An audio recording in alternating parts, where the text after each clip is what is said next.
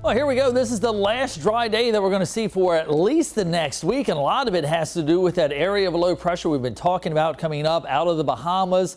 It's bringing tropical air with it. Not going to be any development with it into a tropical system or even a subtropical system, but again, that doesn't really matter because it's of tropical origin, bringing the tropical air. That's going to lead to some heavy tropical downpours across the area, especially for tomorrow. And then that warm, humid air kind of sticks around with a front coming in here later in the weekend, and that's going to keep the chance of scattered showers and storms going for us here. Upper 70s, low 80s. That's where we step out the door for us this afternoon. Again, you can see those high level cirrus clouds streaming northbound as a result, kind of the exhaust, if you will, from these storms that are down further off towards our south as that low pressure system is starting to get developed here just off of Jacksonville, Florida, and that's going to continue to work its way northbound. Those winds have switched around southeasterly, pulling that warm, humid air from the Gulf Stream back towards us here in eastern Carolina. Yesterday, we had dew points in the upper 40s and mid 50s. Now we've got them in the 60s, and they may surge even into the upper 60s and low 70s by the time we hit tomorrow.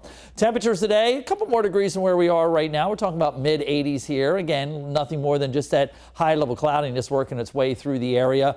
Rain moves in from south to north as we head overnight tonight, and again, very warm and muggy with that warm, humid air in place. This is the cold front that we're talking about that's going to get in here this weekend.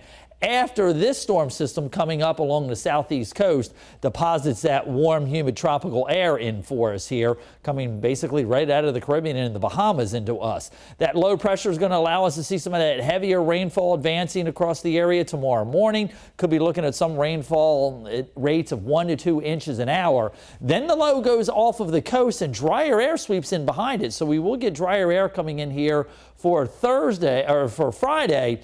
But then by the time we hit the weekend, that front and that warm, humid air are going to interact with each other, and that's going to allow us to see rounds of showers and storms. So because of the potential of the heavy rainfall, that's why it is a weather alert day for us tomorrow. And again, not total washouts in here as we go through the weekend, but even going into the middle of next week, that tropical air is sort of going to be something to deal with for us here.